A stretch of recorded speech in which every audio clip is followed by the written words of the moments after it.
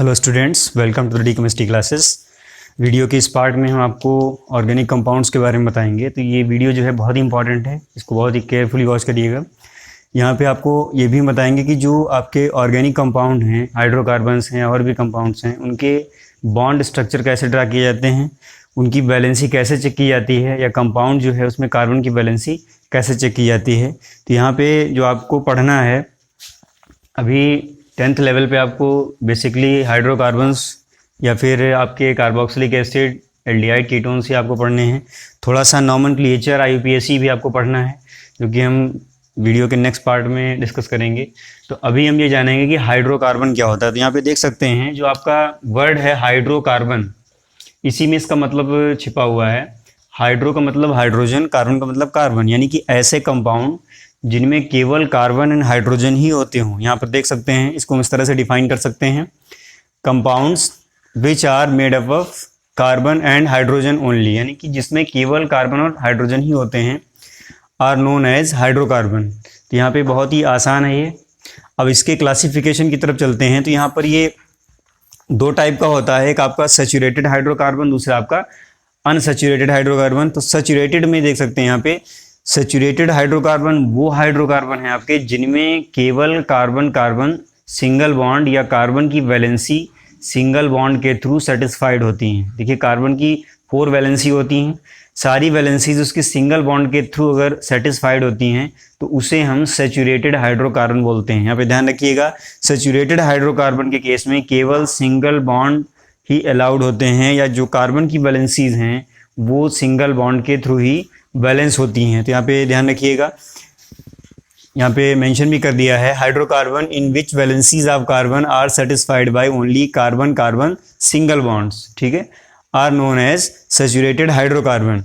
अब इसमें एक चीज़ और भी आपको बता दें कि जो आपके सैचुरेटेड हाइड्रोकार्बन हैं उनको हम एल्केन्स भी बोलते हैं, क्योंकि हम इसको अलग से नहीं डिस्कस करने वाले हैं, इसी में इसको साथ में ही डिस्कस करते चलें ताकि सारी चीज़ें एक जैसी जो हैं वो एक जगह रहें और आपको लर्न रखने में थोड़ा सा इजी रहे। तो यहाँ पर देख सकते हैं, नोटेबल पॉइंट है, all saturated hydrocarbons are known as alkane. Alkane का मतलब होता है ऐसे हाइड्रोकार्बन जिनमें कार्बन की वैलेंसी केवल सिंगल बॉन्ड्स के थ्रू सेटिस्फाइड होती हो, यानी कि कार्बन केवल सिंगल बॉन्ड ही अदर एटम से फॉर्म करता हो, बनाता हो। तो यहाँ पर जो एग्जाम्पल लिखे हैं, CH4 है, मीथेन इसको बोलते हैं, और दूसरा आपका दिया हुआ है इसमें ईथेन, C2H6, दोनों ही आपके सैचुरेटेड हाइड्रोकार्बन हैं। कैसे हैं ये हम जानेंगे, और यहाँ पर सबसे पहले ये जानेंगे कि ये जो आपके बॉन्ड स्ट्रक्चर होते हैं वो कैसे ड्रा किए जाते हैं। यहाँ पर दो आपके सामने एग्जाम्पल हैं, तो दोनों एग्जाम्पल में सबसे पहले हम ये चेक करेंगे कि नंबर ऑफ कार्बन एटम्स कितने हैं। यहाँ पर देख सकते हैं, ये आपका CH4 लिखा हुआ है। इसका अगर बॉन्ड स्ट्रक्चर आपको ड्रा करना है तो सबसे पहले आपको ये जानना जरूरी है कि इसमें नंबर ऑफ कार्बन एटम कितने हैं। तो यहाँ पे काउंट कर सकते हैं, यहाँ पे आपको दिख रहा होगा केवल यहाँ पर एक कार्बन एटम है। तो सबसे पहले हम क्या करेंगे, एक कार्बन एटम को लिख लेंगे। उसके बाद में हाइड्रोजन एटम कितने हैं, 4 हैं। तो कार्बन के अराउंड 4 हाइड्रोजन एटम्स को हम क्या करेंगे, अरेंज कर देंगे। एक ये हाइड्रोजन हो गया, एक ये हाइड्रोजन हो गया, ये हाइड्रोजन हो गया, एंड ये हाइड्रोजन हो गया। अब देखिए, कार्बन की जो वैलेंसी है वो 4 होती है। वीडियो के प्रीवियस पार्ट में हमने आपको डिस्कस किया था कि जो कार्बन की वैलेंसी है वो 4 होती है। तो यहाँ पे ध्यान रखिएगा, ये जिन लोगों को नहीं पता है, हमारा प्रीवियस वीडियो वॉच करें, और उसमें हमने अच्छे से डिस्कस किया हुआ है कि कार्बन की वैलेंसी कैसे फाइंड आउट करते हैं। तो यहाँ देख सकते हैं, सबसे पहले हमने क्या किया, कार्बन को मेंशन किया, नोट कर लिया। उसके बाद में हाइड्रोजन कितने हैं, 4 हैं। तो यहाँ पर एक चीज़ ध्यान रखिएगा, एक कार्बन जो है वो 4 वैलेंसी शो करता है, तो उसमें 4 से ज़्यादा उस पर एटम आपको नहीं अरेंज करने। यहाँ पर केवल एक ही कार्बन था और 4 हाइड्रोजन थे आपके पास में, तो आपने इनको चारों ओर ऐड कर दिया। अब देखिए, कार्बन को क्या करेंगे, हाइड्रोजन से सबसे पहले सिंगल बॉन्ड के थ्रू अटैच करेंगे, सभी हाइड्रोजन्स को सबसे पहले सिंगल बॉन्ड के थ्रू अटैच करेंगे। अब हम क्या करेंगे कि कार्बन के बॉन्ड काउंट करेंगे कि एक एटम जो आपका पर कार्बन एटम है कितने बॉन्ड बना रहा है। तो यहाँ पे देख सकते हैं, एक इस हाइड्रोजन के साथ सिंगल बॉन्ड बना रहा है, तो एक बॉन्ड ये हो गया, दूसरा बॉन्ड ये है, तीसरा बॉन्ड ये है, चौथा बॉन्ड, यानी कि जो बॉन्ड्स होते हैं वही वैलेंसी के इक्वल होना चाहिए। तो यहाँ पर 4 वैलेंसी होती है, 4 वैलेंसी होती है इसकी, तो इसमें 4 बॉन्ड ही आपके सिंगल बॉन्ड ही फॉर्म होने चाहिए। तो यहाँ पे काउंट करके चेक कर लेते हैं, कहीं ऐसा तो नहीं इसमें 3 बॉन्ड ही बन रहे हैं या फिर 5 बॉन्ड बन जा रहे हैं, यानी कि 4 जो वैलेंसी है उससे ज़्यादा भी नहीं बॉन्ड्स होने चाहिए और उससे कम भी नहीं होने चाहिए। तो यहाँ पर इसको जब काउंट करेंगे तो देखिए यहाँ पे 1 2 3 4, यानी कि कार्बन की वैलेंसी सही है। अब ये जो आपका स्ट्रक्चर बना हुआ है ये मीथेन का है, क्या है, बॉन्ड स्ट्रक्चर है, ठीक है। ये आपका मीथेन का बॉन्ड स्ट्रक्चर है, यहाँ पर नीचे मेंशन किए दे रहे हैं, ये आपका मीथेन का बॉन्ड स्ट्रक्चर है।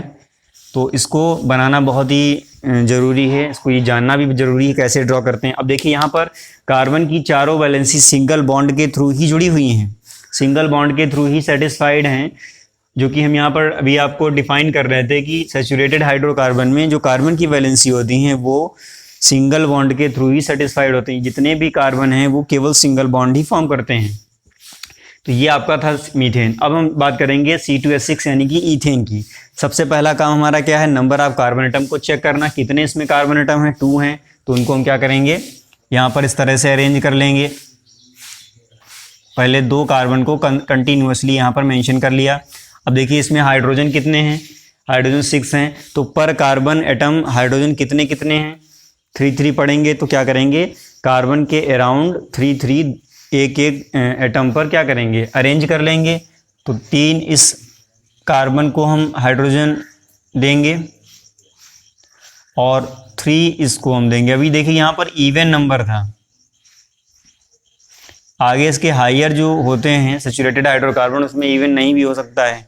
तो इसमें ऐसा होता है कि जो टर्मिनल होते हैं कार्बन उनको 3 से ज़्यादा आप हाइड्रोजन नहीं दे सकते हैं, ठीक है, क्योंकि अगर उसमें 1 से ज़्यादा कार्बन एटम हैं तो टर्मिनल जो आपका होता है वो मैक्सिमम 3 हाइड्रोजन ही अरेंज कर सकता है, उसके अलावा 4 नहीं कर सकता, क्योंकि उसकी फिर वैलेंसी 5 हो जाएगी। अब देखिए दूसरा काम क्या था, हमने एटम्स को अरेंज कर लिया, फिर उसके बाद में जितने भी एटम्स हैं सभी को सिंगल बॉन्ड के थ्रू अटैच करेंगे। ये हो गया सिंगल बॉन्ड, सभी एटम्स को सिंगल बॉन्ड के थ्रू सबसे पहले अटैच किया, ठीक है।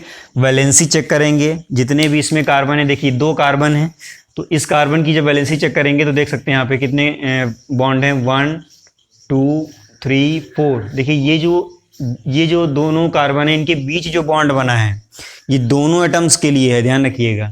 ये बॉन्ड आपका इस कार्बन के लिए भी काउंट किया जाएगा और इस कार्बन के लिए भी काउंट किया जाएगा, क्योंकि ये कोवैलेंट बॉन्ड है, इसमें इलेक्ट्रॉन शेयर हुए हैं, यानी कि शेयरिंग ऑफ इलेक्ट्रॉन से ये बॉन्ड बना है।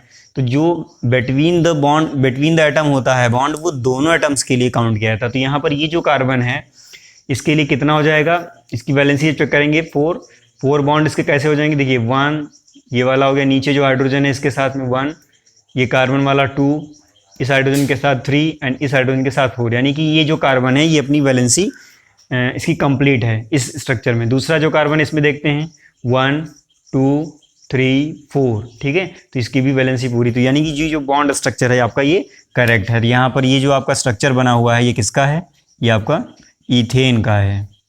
तो आई थिंक आप समझ गए होंगे।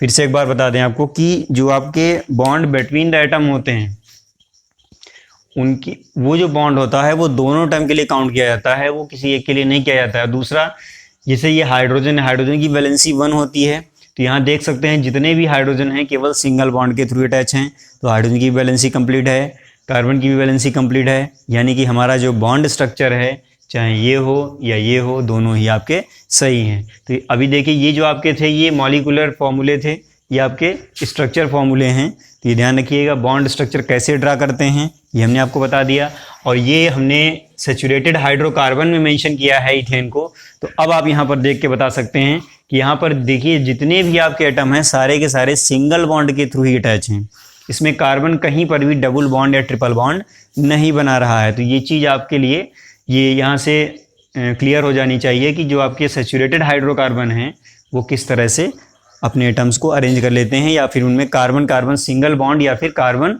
Hydrogen single bond. यहाँ पर इसको अगर चाहें तो यहाँ से हटा सकते हैं, ठीक है।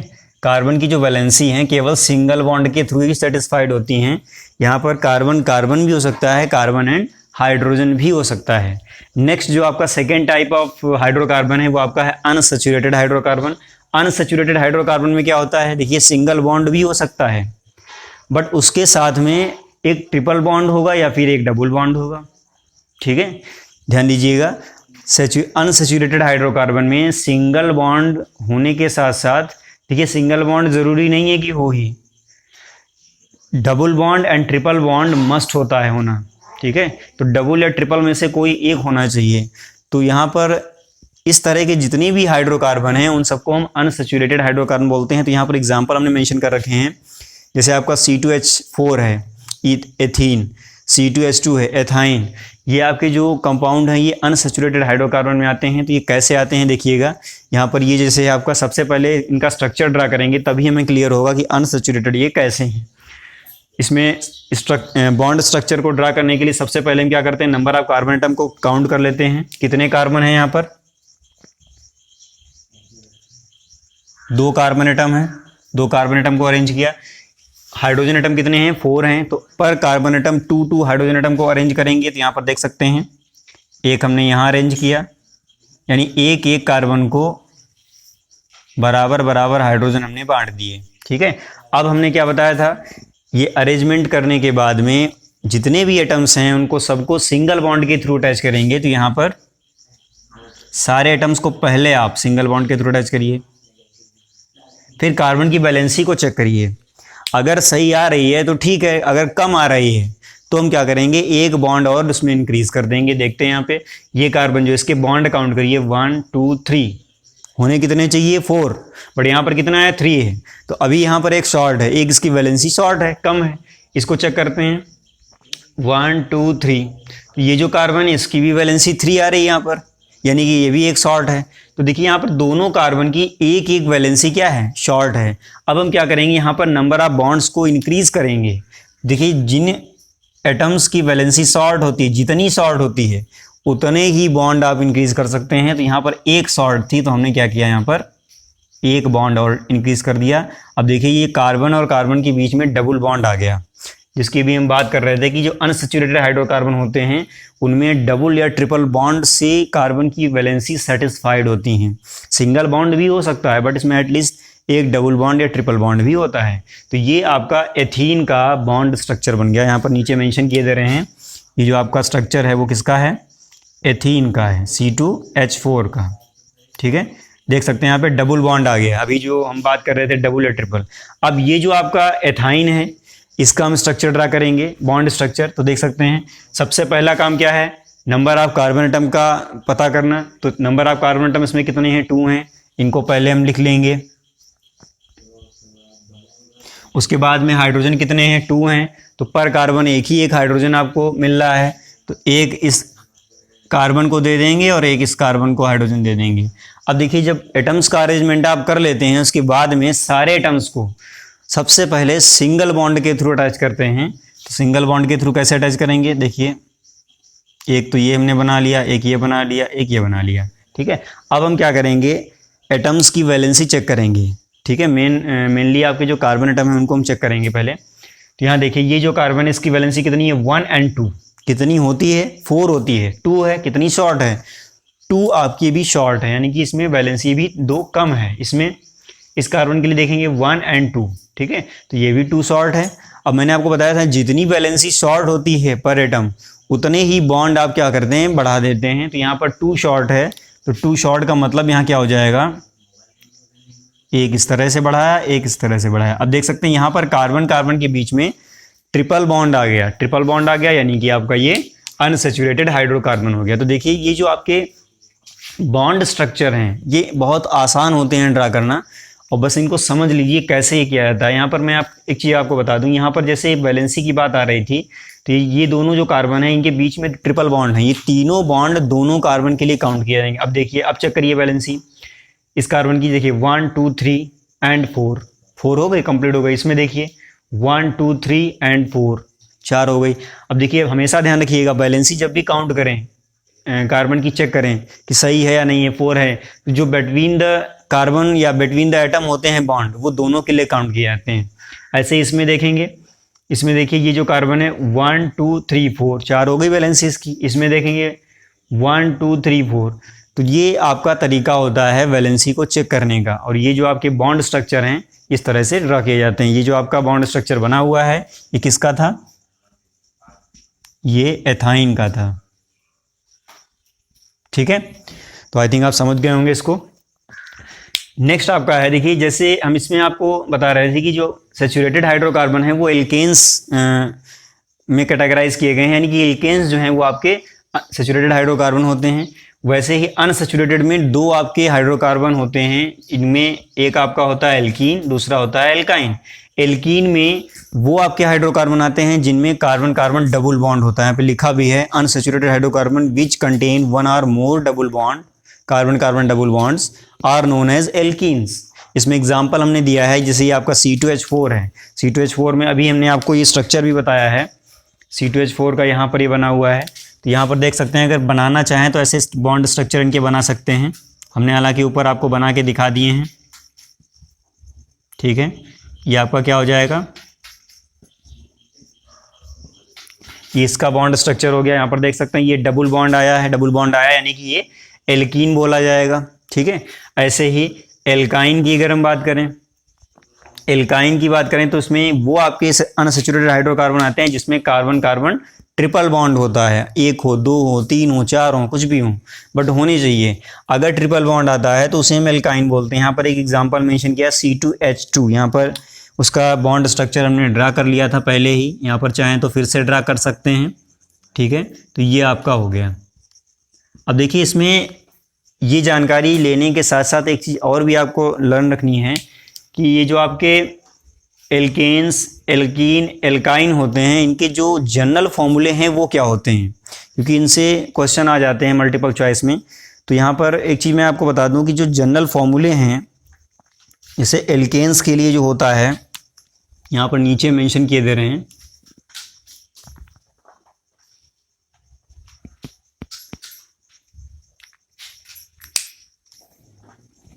देखिए एल्केन्स का जो जनरल फॉर्मूला होता है,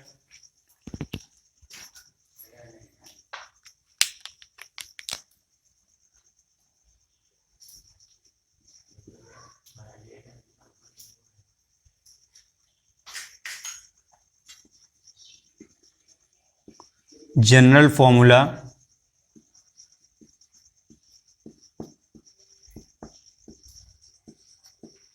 एल्केन, ये आपका होता है CnH2n+2। ये ध्यान रखिएगा हमेशा। इसमें n की वैल्यू 1 2 3 4 5 इस तरह से रखेंगे। तो जो भी आपको कंपाउंड मिलेंगे, जैसे आपका CH4 है, CH4 यहाँ पर n की वैल्यू 1 रखने पर आता है। C2H6 यहाँ पर n की वैल्यू 2 रखने पर आता है। चाहें तो आप इसको चेक कर सकते हैं। दूसरा, ये जो आपका एल्कीन है, एल्कीन के लिए जो जनरल फॉर्मूला होता है, यहाँ पे ध्यान रखिएगा, इसी में मेंशन किए दे रहे हैं यहाँ पे।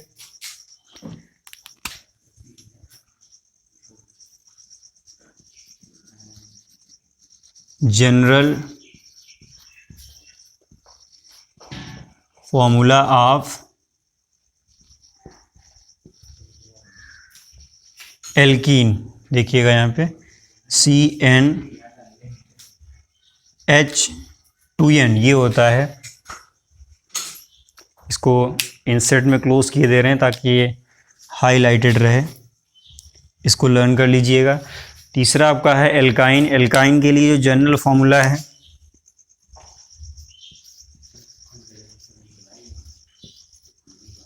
जनरल फॉर्मूला ऑफ एल्काइंस, ये आपका होता है C2H2n-2। ठीक है, जैसे आपका ये जो लिखा हुआ है C2H2, यहाँ पर n की यहाँ पे n आएगा, तो n की वैल्यू यहाँ 2 रखेंगे तो ये आपको फॉर्मूला मिल जाएगा।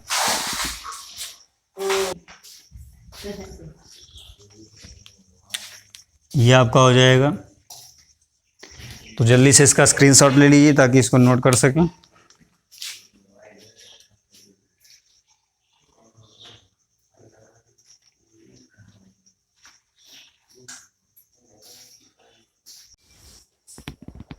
अभी तक जो भी आपने स्टडी किया है, जो भी हमने आपको डिस्कस किया है, उसमें आपने ये देखा है कि जो आपको ऑर्गेनिक कंपाउंड डिस्कस किए गए हैं उसमें केवल कार्बन एंड हाइड्रोजन था, ठीक है।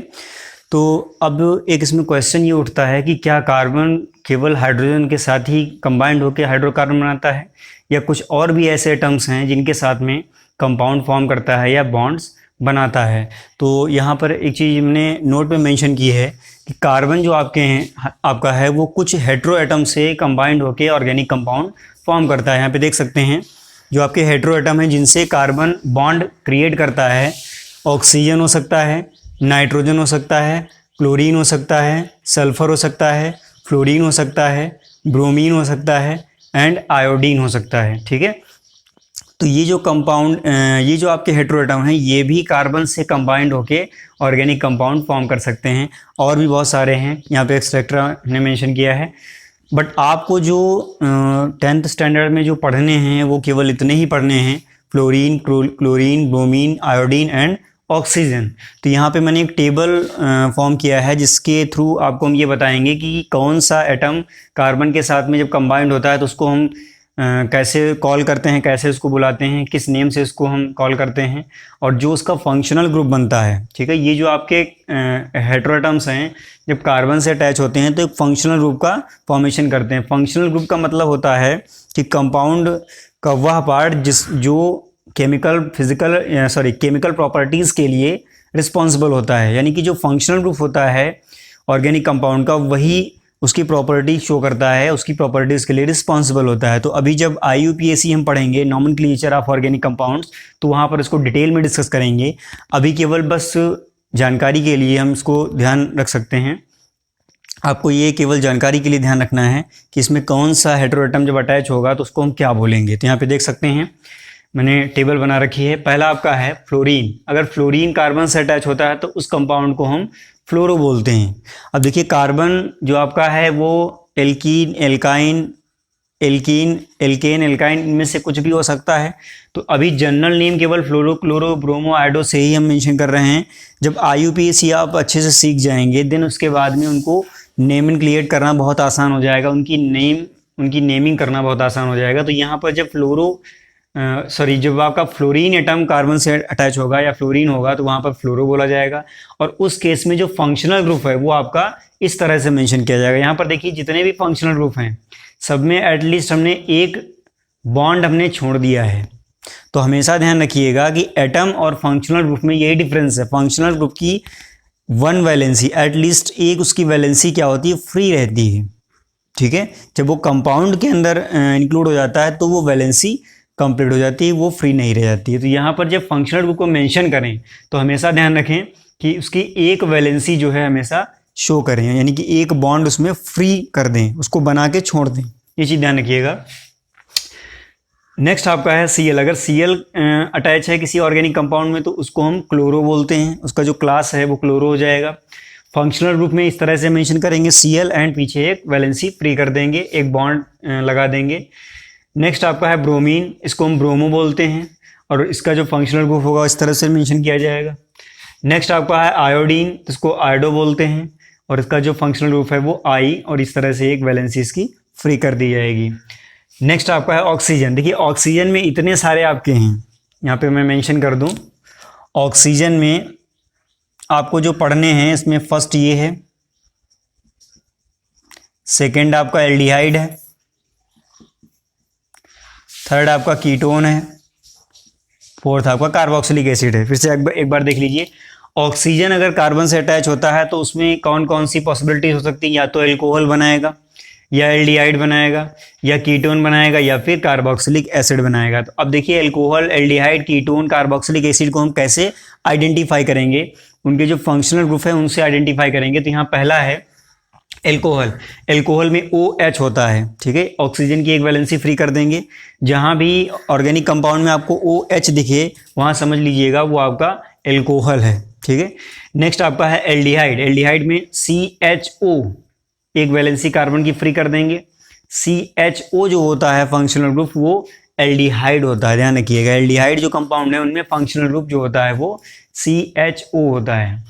नेक्स्ट आपका है, देखिए एक चीज़ और बता दें कि ये जो आपके फंक्शनल ग्रुप हैं इनको बॉन्डिंग फॉर्मूले में या बॉन्ड स्ट्रक्चर में इस तरह से भी मेंशन किया जाता है, सी एक valency free, C double bond O and H, C H O को ऐसे भी लिखा जाता है। ये दोनों आपको ध्यान रखने हैं क्योंकि ज़रूरी नहीं है कि आपको जो क्वेश्चन पेपर में जो आपका एल्डिहाइड दिया है वो ऐसे ही दिया हो, ऐसे भी हो सकता है, तो आप वहाँ पर आप कंफ्यूज हो सकते हैं। तो इसमें दोनों को आपको लर्न रखना है ताकि ये कन्फ्यूज़न आपसे ना हो। नेक्स्ट आपका है कीटोन। कीटोन में क्या होता है, CO और उस कार्बन की 2 वैलेंसी फ्री करते हैं, ध्यान रखिएगा हमेशा। कीटोन में कार्बन की 2 वैलेंसी फ्री होती है, जो कीटोन फंक्शनल ग्रुप है उसमें कार्बन की 2 वैलेंसी फ्री होती हैं और कार्बन की जो 2 अदर वैलेंसी हैं वो ऑक्सीजन से सेटिस्फाइड होती है। तो इसको CO से लिखते हैं, या इसको अगर बॉन्ड स्ट्रक्चर में लिखेंगे इस तरह से लिखेंगे। तो इसमें भी दोनों आपको ध्यान रखने हैं। नेक्स्ट आपका है कार्बोक्सिलिक एसिड। ये जो क्लास है कंपाउंड का, इसमें COOH आपका एटलीस्ट होता ही होता है। तो वहाँ अगर कहीं भी COOH आपको अगर दिख जाता है तो तुरंत समझ जाइएगा कि वो आपका जो ऑर्गेनिक कंपाउंड है वो कार्बोक्सिलिक एसिड क्लास का है, यानी कि कार्बोक्सिलिक एसिड है। अब देखिए COOH जो है उसको बॉन्ड स्ट्रक्चर में ऐसे लिख सकते हैं, एक वैलेंसी फ्री है इसकी, यहाँ पे ऑक्सीजन है डबल बॉन्ड, फिर इसके बाद में यहाँ पर O एंड H इस तरह से लिखा जाता है। तो ध्यान रखिएगा, या तो इस तरह से मिलेगा या इस तरह से मिलेगा। तो ये जो 3 आपके फंक्शनल ग्रुप हैं इनको दूसरे मतलब टाइप से भी लिखा जाता है, बॉन्ड स्ट्रक्चर में इस तरह से लिखा जाता है। तो दोनों को लर्न रखें ताकि कन्फ्यूज़न आपसे ना हो। तो ये टेबल जो है इसको आपको लर्न रखना है, ये लर्निंग स्किल का प्रॉब्लम है। नेक्स्ट आपका है होमोलॉगियस सीरीज़। तो सबसे पहले हम ये जानेंगे कि होमोलॉगियस सीरीज़ का जो बेसिक है वो क्या है। देखिए होमोलॉगियस सीरीज़ में ऐसे कंपाउंड की सीरीज़ होती है जिसमें केवल CH2 यूनिट का डिफरेंस होता है। मैंने यहाँ पे मेंशन किया है successive compound of homologous series are differ by CH2 unit, यानी कि केवल उनके जो फॉर्मूले होते हैं कंपाउंड्स के जो होमोलॉगियस सीरीज के हैं उनमें जो सक्सेसिव कंपाउंड्स होते हैं एक के बाद नेक्स्ट के बाद नेक्स्ट, उनमें CH2 का ही डिफरेंस होता है। कभी कभी उनका मास पूछ लिया जाता है कितने मास का डिफरेंस है। देखिए यहाँ पर 14U, ठीक है, 14U मास का डिफरेंस आता है। अब 14U मास का डिफरेंस कैसे आता है ये भी समझ लीजिए। देखिए कार्बन का जो मास होता है एटॉमिक मास वो आपका 12 होता है, ठीक है, और ये हाइड्रोजन है, हाइड्रोजन का होता है 1। यहाँ पे हाइड्रोजन आपके कितने हैं, मैंने आपको मॉलिक्यूलर मास निकालना सिखाया है, ठीक है, कैसे मॉलिक्यूलर मास कैलकुलेट करते हैं। तो इनके जो एटॉमिक मास हैं उनकी एटॉमिसिटी से मल्टीप्लाई करके उनको ऐड करते हैं, जितनी भी आपके फॉर्मूले में एटम्स होते हैं उनको। तो वो जो आपका रिजल्ट आता है उसे मॉलिक्यूलर मास बोलते हैं। तो यहाँ पर यूनिफाइड मास में उसको कैलकुलेट करते हैं, इसलिए यहाँ पर U लिखा जाता है। तो जो आपका CH2 यूनिट है इसमें अगर इसका CH2 यूनिट का अगर मास निकालेंगे तो कार्बन का 12 हो गया, हाइड्रोजन का 1 होता है। अब यहाँ पे 2 हाइड्रोजन है तो टोटल कितना हो जाएगा, 2 हो जाएगा। तो 12 + 2 आपका 14 आ जाएगा। तो यहाँ पर या तो CH2 का डिफरेंस होगा या फिर उसी को हम दूसरे वर्ड्स में कह सकते हैं 14U मास का डिफरेंस आएगा। तो ये दोनों चीज़ ध्यान रखिएगा मल्टीपल चॉइस के लिए या 1 मार्क्स के जो क्वेश्चन आते हैं उनके लिए। तो यहाँ जो डेफिनीशन होगी वो कुछ इस तरह से होगी, a series of compound in which functional group substitutes for hydrogen in a carbon chain is called homologous series. अब इसको एग्जांपल से हम समझते हैं। देखिए कैसे, अभी हमने आपको एल्कीन, एल्केन, एल्काइंस के बारे में डिस्कस किया था कि एल्केन आपके जो होते हैं उसमें कार्बन आपके सारे सिंगल बॉन्ड के थ्रू उसकी जो बैलेंसीज हैं वो सारे के सारे सिंगल बॉन्ड के थ्रू सेटिस्फाइड होते हैं। एल्कीन्स में डबल बॉन्ड के थ्रू एंड सिंगल बॉन्ड के थ्रू भी हो सकते हैं, और जो आपका एल्काइंस है उसमें एटलीस्ट 1 आपका कार्बन कार्बन ट्रिपल बॉन्ड भी होता है। तो यहाँ पर हम ये जानेंगे कि इनके जो फर्स्ट मेंबर हैं, सेकंड मेंबर हैं, थर्ड मेंबर हैं, कैसे निकालते हैं। तो इनके जनरल फॉर्मूले आपको पता होना चाहिए या इनका जो फर्स्ट मेंबर है उसका फॉर्मूला आपको पता होना चाहिए। तो यहाँ पे देखिए 2 तरीके हैं। पहला तरीका ये है, एग्जाम्पल से समझते हैं। जैसे आपका ये है होमोलॉगियस सीरीज ऑफ एल्केन, फॉर्मूला हमने आपको बताया था ऊपर, अभी इससे प्रीवियस हमने डिस्कस किया है, CnH2n+2। यहाँ पर n की वैल्यू जब आप 1 पुट करेंगे तो आपको फर्स्ट मेंबर मिल जाएगा, यानी कि जो सीरीज है एल्केन्स की जो होमोलॉगियस सीरीज बनेगी उसमें सबसे पहला जो कंपाउंड है, जो सबसे पहला मेंबर है वो आपको पता चल जाएगा। देखिए यहाँ पर first member of alkene, n की वैल्यू 1 रख दीजिए इस फॉर्मूले में, ये आपको मिल जाएगा। करके देखिए, इसमें इतनी मैथमेटिक्स आपकी भी अच्छी होगी। n की वैल्यू यहाँ पर 1 रखेंगे तो यहाँ 1 हो जाएगा, यहाँ पर जब 1 रखेंगे तो ये 2 × 1 2 रहेगा, 2 + 2 4 हो जाएगा, यानी कि CH4 आ गया। इसको मीथेन बोलते हैं। यहाँ पर सेकेंड जो मेंबर है उस एल्केन का, उसको N=2 रखने पर मिलेगा तो C2H6 आएगा इथेन। थर्ड मेंबर जो है एल्केन का वो N=3 रखने पर आएगा, उसको हम बोलेंगे प्रोपेन, C3H8 आएगा। ऐसे ही 4, 5, 6, 7, 8, 9 आगे भी आप निकाल सकते हैं। तो यहाँ पर हमने फर्स्ट 3 मेंबर्स को ही मेंशन किया है। अब देखिए इसमें जो होमोलॉगस सीरीज है ये कैसे होती है। देखिए हमने बोला था कि जो सक्सेसिव कंपाउंड्स होते हैं उनके बीच में CH2 यूनिट का डिफरेंस आता है। आप चेक कर सकते हैं CH4 C2H6 में कितने का डिफरेंस है। देखिए एक कार्बन का डिफरेंस है, यहाँ CH4 लिखा है, यहाँ C2H6 लिखा है। C का डिफरेंस है, एक कार्बन का डिफरेंस है, हाइड्रोजन कितना है 2, तो कितने का डिफरेंस आ गया, CH2 का आ गया। ऐसे ही सेकेंड और थर्ड में डिफरेंस निकालिए, C2H6 लिखा है, यहाँ C3H8 लिखा है। देखिए यहाँ भी एक कार्बन का डिफरेंस है, यहाँ 2 लिखा है, यहाँ 3 लिखा है, एक कार्बन हो गया। और यहाँ H6 है और ये 8 है, तो यहाँ पर भी देखिए 2 का डिफरेंस है, हाइड्रोजन में 2 का डिफरेंस है, कार्बन में 1 का डिफरेंस है, तो टोटल कितना हो गया, CH2 यूनिट का डिफरेंस हो गया।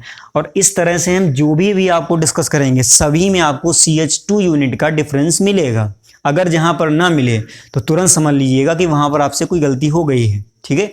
वो आपकी होमोलॉगस सीरीज नहीं होगी, केवल वहीं पर आपकी होमोलॉगस सीरीज होगी जो आपके कंपाउंड CH2 से डिफरेंट होंगे या CH2 से डिफर कर रहे होंगे। नेक्स्ट आपका है होमोलॉगस सीरीज ऑफ एल्काइंस। इसका फॉर्मूला होता है CnH2n, ठीक है। इनके फॉर्मूले अगर आपको नहीं लर्न है तो कम से कम जो पहला मेंबर है उसका फॉर्मूला आप जरूर लर्न कर लीजिए, ताकि आपको सक्सेसिव कंपाउंड्स निकालने में प्रॉब्लम ना आए, ठीक है। तो देखिए इसका फर्स्ट मेंबर क्या होगा, N=2 से स्टार्ट होगा। अब ये क्या समस्या है, ये क्या समस्या देख सकते हैं आप, यहाँ पे 1 से स्टार्ट हुआ था, वहां पर 2 से स्टार्ट हुआ, ऐसा क्यों है जान लीजिए। देखिए यहाँ पर हमने आपको बताया था कि जो एल्कीन होती है उसमें कार्बन कार्बन डबल बॉन्ड होता है। अब आप ये सोचिए कि कार्बन डबल बॉन्ड तभी बना पाएगा जब एक और कार्बन होगा, यानी कि जो सबसे पहला मेंबर है उसमें हमें 2 कार्बन चाहिए ही चाहिए।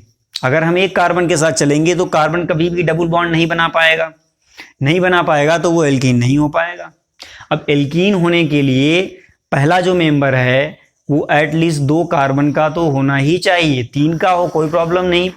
सेकेंड, थर्ड या फर्स्ट सेकेंड में हम डबल बॉन्ड बना के उसको हम शो कर देंगे। बट अगर सोचिए एक ही कार्बन का हो एल्कीन, तो क्या पॉसिबल है डबल बॉन्ड, नहीं पॉसिबल है। तो इसलिए ये N=2 से स्टार्ट होता है, हमेशा ध्यान रखिएगा। एल्केन सीरीज जो है उसका जो फर्स्ट मेंबर है N=1 से स्टार्ट होगा, एल्कीन का जो फर्स्ट मेंबर है वो N=2 से स्टार्ट होगा। ये चीज़ बहुत अच्छे से ध्यान रखिएगा, इसमें बहुत लोग गलती करेंगे, फर्स्ट मेंबर को 1 से स्टार्ट कर दोगे गलत आ जाएगा, ध्यान रखिएगा। तो ये आपका हो गया N=2, यहाँ C2H4 आ गया। दूसरा जो मेंबर है N=3 से आएगा, C3H6 आ गया। थर्ड मेंबर जो है वो आपका N=4 रखने पे आएगा। अब देखिए पहला दूसरा फर्स्ट सेकंड को आप कंपेयर करिए, इसमें CH2 का डिफरेंस मिलेगा। सेकंड थर्ड को कंपेयर करिए, इसमें CH2 का डिफरेंस मिलेगा। तो यानी कि ये जो तीनों कंपाउंड हैं ये क्या हैं, ये होमोलॉगस सीरीज हैं, ये सीरीज ऑफ एल्कीन्स हैं, ठीक है। एल्कीन के सदस्य हैं या मेंबर हैं या कंपाउंड हैं। तो आपसे इसमें भी पूछा जा सकता है कि 5th और 6th को निकालिए, तो ऐसे ही आप इनको आगे बढ़ाते जाइए। जिससे आपको 4th निकालना है मेंबर, तो N=5 रखने पे आएगा, ठीक है। बहुत ध्यान रखिएगा, एल्केन्स में 1 से स्टार्ट होता है, एल्कीन्स और एल्काइन में 2 से स्टार्ट होता है, क्योंकि उसमें ट्रिपल बॉन्ड चाहिए और ट्रिपल बॉन्ड कार्बन कार्बन के बीच ही बन सकता है, तो एटलीस्ट 2 कार्बन तो चाहिए ही चाहिए उसको। नेक्स्ट आपका है होमोलॉगस सीरीज ऑफ एल्काइंस। तो इसमें देख सकते हैं फर्स्ट मेंबर जो है N=2 C2H2 आएगा, सेकेंड मेंबर N=3 रखने पर C3H4 आएगा, और नेक्स्ट जो थर्ड मेंबर है आपका वो आ जाएगा N=4 रखने पर C4H6, ठीक है। बहुत आसान है, इसमें भी आप फर्स्ट सेकेंड को चेक करेंगे तो CH2 का डिफरेंस मिलेगा। सेकेंड और थर्ड को अगर डिफ्रेंशिएट करेंगे, उसमें बीच में अंतर निकालेंगे तो CH2 का डिफरेंस आपको मिल जाएगा। तो यानी कि ये भी आपके जो कंपाउंड हैं या सीरीज ऑफ कंपाउंड है ये होमोलॉगस सीरीज है, ठीक है। नेक्स्ट आपका है होमोलॉगस सीरीज ऑफ एल्कोहल। देखिए alcohol, aldehyde, ketone, carboxylic acid सभी में आपके होमोलॉगस सीरीज बनाए जा सकते हैं। तो एल्कोहल्स के लिए जो हमने आपको बताया था कि उसका जो फंक्शनल ग्रुप है OH होता है, यहाँ पे देख सकते हैं जो सबसे पहला मेंबर है एल्कोहल का वो CH3OH होता है, ठीक है। इसका जनरल फॉर्मूला आइडेंटिफाइड नहीं है तो इसलिए इसको हमने इस तरह से मेंशन किया है। इसका जो फर्स्ट मेंबर है CH3, यहाँ पर ये चीज़ आप हटा दीजिए,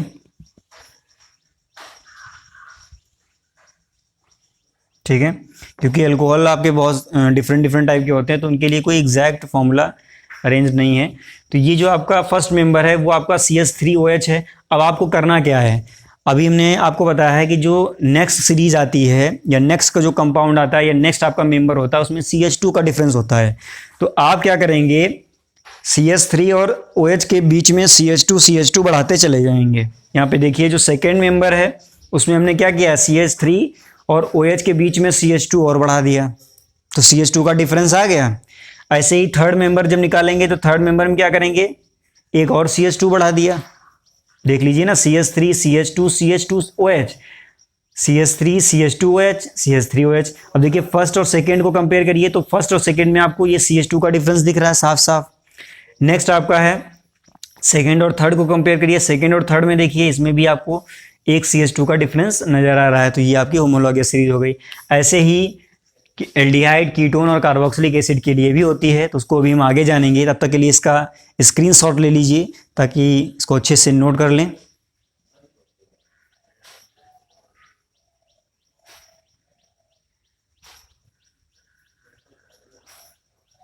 नेक्स्ट है आपका, देख सकते हैं यहाँ पे नेक्स्ट होमोलॉगस सीरीज है एल्डिहाइड्स की। तो एल्डिहाइड में हमने आपको जो फंक्शनल ग्रुप बताया था उसको आपको बेसिकली ध्यान रखना है, उसमें CHO जरूर आएगा। तो यहाँ पे जैसे फर्स्ट मेंबर है वो आपका HCHO होता है, इसको फॉर्मल्डिहाइड बोलते हैं, ध्यान रखिएगा। जो फर्स्ट मेंबर है एल्डिहाइड का वो HCHO है, देखिए इसमें CHO है यानी कि एल्डिहाइड है। नेक्स्ट मेंबर जो है उसमें CH2 का डिफरेंस यानी CH2 और अगर ऐड करते हैं तो CH3CHO बनेगा। नेक्स्ट आपका जो थर्ड है वो आपका बनेगा CH3 CH2 CHO। अब देखिए फर्स्ट और सेकेंड थर्ड को अगर आप कंपेयर करेंगे तो दोनों में CH2 का डिफरेंस आपको मिलेगा। नेक्स्ट आपकी सीरीज है कीटोन्स के लिए, homologous series for ketone. Ketone में CO जो है आपका वो फंक्शनल ग्रुप था, तो यहाँ पे देख सकते हैं CO सभी में है। अब इसमें सभी में CH2 का डिफरेंस है, तो पहला जो मेंबर है कीटोन का वो CH3 होता है, एसीटोन बोलते हैं। तो देखिए ये जो आपके लास्ट में हमने कुछ मेंशन किए हैं इनमें फर्स्ट मेंबर जो है आपको वो उसका फॉर्मूला आपको ध्यान रखना है। बाकी जो नेक्स्ट मेंबर हैं उनको आप आसानी से लिख ले जाएंगे क्योंकि उसमें केवल CH2 आपको इंक्रीज करना है। और कहाँ इंक्रीज करना है ये ध्यान रखिएगा, यहाँ पर CHO और जो दूसरा आइटम है उसके बीच में करना है, ठीक है। ऐसे ही बीच में बढ़ाते जाइएगा। कीटोन्स में क्या करना है, CO एंड जो इधर उधर आपके ग्रुप्स हैं उनके बीच में करना है। तो देखिए सेकेंड मेंबर क्या है, CH3 CH2 CO CH3। देखिए इस CH3 और इस CO के बीच में हमने इंट्रोड्यूस कर दिया CH2, एक और मेंबर बन गया, नेक्स्ट मेंबर बन गया। थर्ड मेंबर में क्या करेंगे, उधर वाले में भी इंक्रीज कर देंगे, इधर वाले में पहले से ही था। तो यहाँ पर CH3 CH2 CO CH3 में ये जो CO CH3 है इनके बीच में एक CH2 हम इंट्रोड्यूस कर देंगे, तो हो जाएगा CH3 CH2 CO CH3 CH2 CH3। तो देखिए फर्स्ट सेकेंड और सेकेंड थर्ड में आपको CH2 का डिफरेंस मिलेगा, यानी कि ये आपकी होमोलॉगस सीरीज करेक्ट है। नेक्स्ट आपका है कार्बोक्सिलिक एसिड। तो कार्बोक्सिलिक एसिड में COOH आपका फंक्शनल ग्रुप था, उसे आपको ध्यान में रखते हुए इनको आगे बढ़ाना है। पहला जो मेंबर है इसका कार्बोक्सिलिक एसिड का वो HCOOH है, फॉर्मिक एसिड, ठीक है, जो कि उसमें पाया जाता है चींटियों के डंक में या फिर जो और भी ऐसे हैं चीज़ें जो बहुत जलन पैदा करती हैं उन जीवों के डंक में या काटते हैं उसमें पाया जाता है, काफ़ी जलन पैदा कर देता है, ध्यान रखिएगा एज जनरल नॉलेज।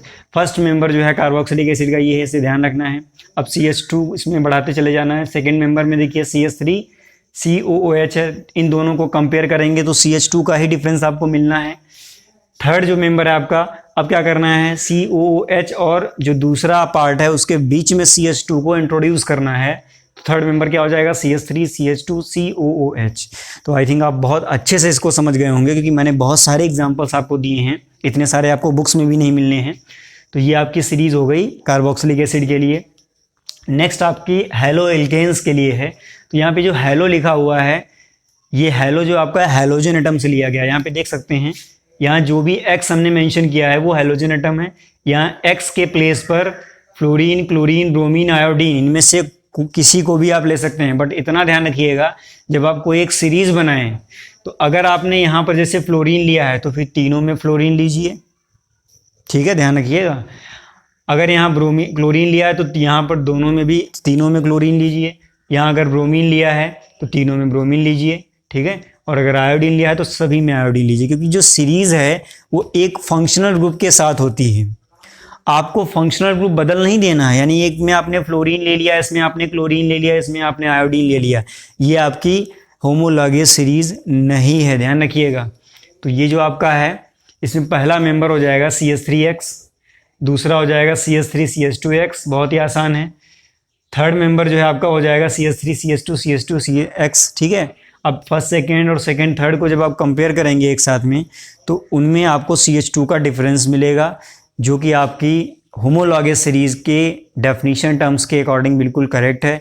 तो ये आपकी होमोलॉगस सीरीज़ थी और मैंने बहुत सारे एग्जांपल्स आपको दिए हैं, तो आई थिंक आपको बहुत अच्छे से समझ में आया होगा। और अगर नहीं समझ में आया होगा तो वीडियो को रिवाइंड करके ज़रूर आप सुनिए, बिल्कुल अच्छे समझ में आएगा। अब एक चीज़ लास्ट में आपको और बता दें कि कुछ फिजिकल प्रॉपर्टी बेस्ड आपके क्वेश्चन आ जाते हैं, तो उनके लिए मैंने यहाँ पे एक नोट मेंशन किया है। As the molecular mass or number of carbon atom increases a gradation in physical properties is obtained, यानी कि जो फिजिकल प्रॉपर्टीज जैसे आपका मेल्टिंग पॉइंट है, बॉइलिंग पॉइंट है, इनमें क्या होता है, उनमें इंक्रीज हो जाता है, यानी कि वो भी बढ़ जाता है। कब बढ़ जाता है? जब नंबर ऑफ कार्बन एटम बढ़ते हैं। अब आपको एग्जाम्पल से इसको हम प्रूव करते हैं। देखिए जैसे आपका HCOOH है, इसमें कितने कार्बन है? एक कार्बन है, ठीक है। इसमें कितने कार्बन है? 2 कार्बन है। तो ये जो कंपाउंड है इसका मेल्टिंग और बॉइलिंग पॉइंट लो होगा, इसका ज़्यादा आएगा क्योंकि इसमें कार्बन एटम ज़्यादा हैं। तो ये जो नोटेबल पॉइंट है ये इसका मतलब है। अब ऐसे ही क्वेश्चन अगर किया जाए, इन तीनों में सबसे ज़्यादा मेल्टिंग पॉइंट या बॉइलिंग पॉइंट किसका होगा? नीचे वाले का होगा। क्यों? क्योंकि इसमें देखिए कितने कार्बन है, 1 2 3 कार्बन है, इसमें कितने 1 और 2 हैं, इसमें 1 ही है। तो मैंने बोला है कि जैसे जैसे कार्बन एटम बढ़ेंगे वैसे वैसे आपका फिजिकल प्रॉपर्टी भी इंक्रीज होता चला जाएगा, मेल्टिंग या बॉइलिंग पॉइंट भी इंक्रीज होता चला जाएगा। ऐसे ही इसमें आइए, इनमें कंपेयर करेंगे तो नंबर ऑफ कार्बन एटम देख के आप बता सकते हैं जितने ज़्यादा कार्बन एटम्स होंगे उतना ही ज़्यादा मेल्टिंग या बॉइलिंग पॉइंट होगा, या उतना ही ज़्यादा इंक्रीमेंट आएगा फिजिकल प्रॉपर्टीज़ में ऑर्गेनिक कंपाउंड्स के। तो ये जो जितनी भी आपने सीरीजेस पढ़ी हैं आज, आई थिंक आपको बहुत अच्छे से समझ में आया होगा। और वीडियो को लास्ट तक देखिएगा, क्योंकि स्किप करेंगे तो आई थिंक आपको बीच के जो बहुत सारे टर्म्स मैंने डिस्कस किए हैं वो समझ में नहीं आएंगे। और जिन लोगों को कार्बन की वैलेंसी के बारे में जानकारी नहीं है, प्लीज़ हमारा प्रीवियस वीडियो जो carbon and its compound part first है उसको ज़रूर देखें, उसमें मैंने पूरा डिटेल में डिस्कस किया है। और अगर ये चीज़ आप मिस कर देते हैं तो आई थिंक जब आप फर्स्ट ईयर में या 11th में जब आप जाएंगे तो वहाँ आपको बहुत सारी प्रॉब्लम्स आएंगी, क्योंकि वो जो आपका क्लास है उसमें आपको एक चैप्टर ही मिलेगा ऑर्गेनिक कंपाउंड पे, बहुत सारी आपको ऑर्गेनिक केमिस्ट्री पढ़नी होगी, तो उसमें बेसिक्स आपको क्लियर करने हैं, ठीक है। तो ये जो चैप्टर है ये बेसिक्स ही है आपका, और इसमें कोई भी पार्ट आप बिल्कुल मिस मत करिए। अगर मिस कर देंगे तो आई थिंक आप फिर फर्स्ट ईयर में बहुत मिस करेंगे। तो इसका स्क्रीनशॉट ले लीजिए जल्दी से। और अभी वीडियो के लास्ट में आपको वर्कशीट मिलेगी, जिसे आपको सॉल्व करना है। और वीडियो के जो आपकी वर्कशीट है उसके जो क्वेश्चंस हैं वो आई थिंक आपके वीडियो बेस्ड हैं, तो प्लीज़ वीडियो को बहुत ही केयरफुली वॉच करें। और चैनल पे अगर आप अभी तक नए हैं, आप अभी चैनल को सब्सक्राइब नहीं किया है, तो प्लीज़ चैनल को सब्सक्राइब करें और वीडियो को लाइक एंड शेयर ज़रूर करें।